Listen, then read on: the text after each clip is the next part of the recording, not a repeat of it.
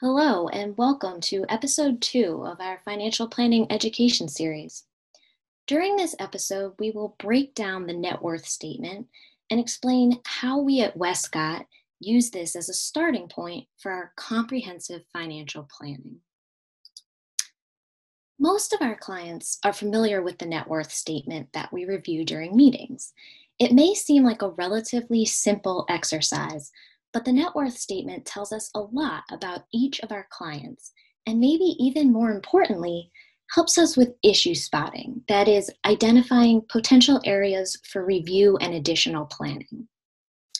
During today's session, we'll review the different areas of the net worth statement and let you in on a bit of our thought process. In its most basic form, the net worth statement shows assets on the left side and liabilities on the right. The total assets minus the total liabilities equals your net worth. The assets are also categorized as most liquid assets at the top, all the way down to the least liquid assets. So we begin at the top left with the most liquid assets, which are cash equivalents. This includes cash on hand, checking, savings, and money market accounts, and CDs. The amount of cash you have in relation to your overall net worth can tell us a couple of things. One, if you have a lot of cash, possibly you're spending a good amount of money, so need to keep adequate reserves handy. We'll explore that more in our next segment on cash flow. Or, on the other hand, having a large amount of cash, more than you need, could give us a clue to your investment risk tolerance or lack thereof. More of that in our asset allocation episode. Next, on the net worth statement, we come to your taxable investments. This includes your brokerage accounts and any individual stocks. These accounts are less readily accessible than cash, but still relatively liquid to varying degrees in terms of being able to sell the positions on any given day. In this area, we keep an eye on how many different accounts you have and at how many different companies. It's here where we might notice an opportunity to consolidate certain accounts to simplify and streamline your matters. Further down the page, we'll see any whole life insurance policies. The cash values would be reflected here on the net worth statement. Now, if you have any term life policies, those won't show on this statement, but we'll be sure to investigate that later.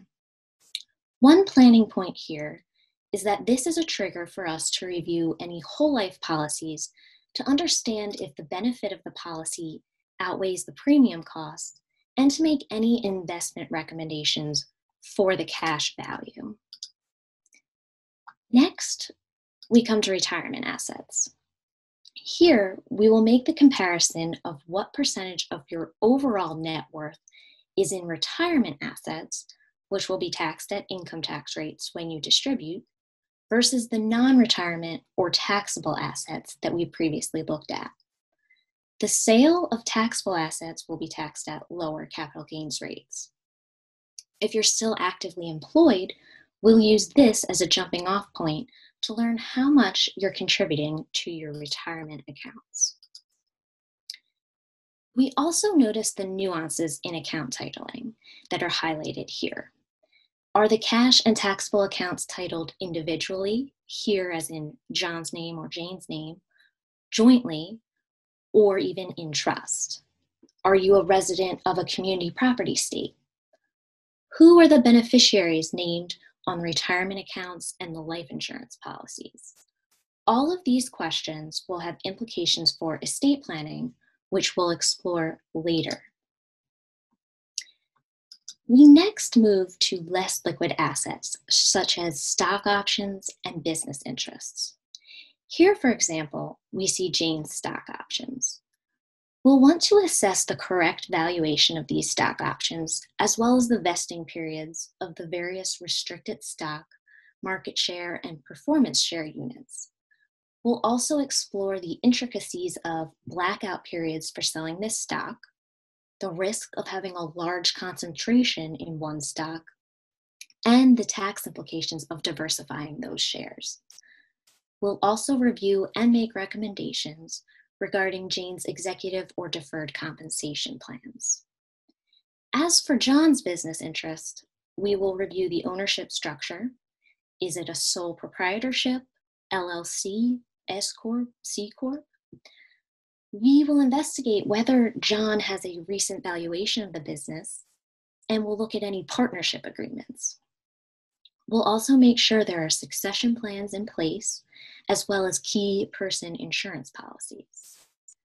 Here, we'll also explore additional relevant business insurance, including cyber liability and professional malpractice insurance.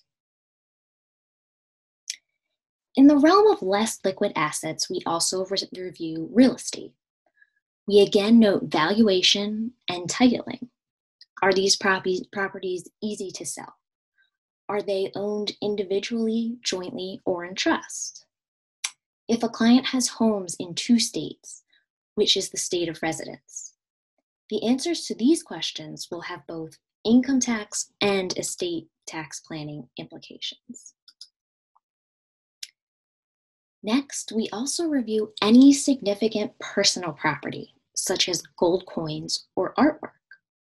We'll review whether these items have recently been appraised and if they are properly insured by your existing policies. Now that we have finished our review of the assets, we travel to the top right side of the page to explore any liabilities or debt.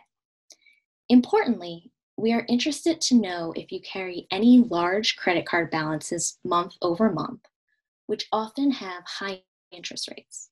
We also review your longer-term liabilities, usually mortgages.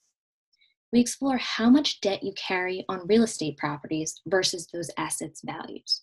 For example, here, we have a $300,000 mortgage on a property valued at $2 million.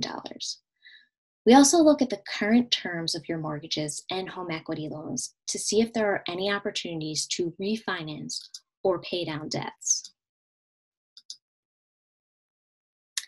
As you can see, this one sheet of paper provides us with a wealth of information.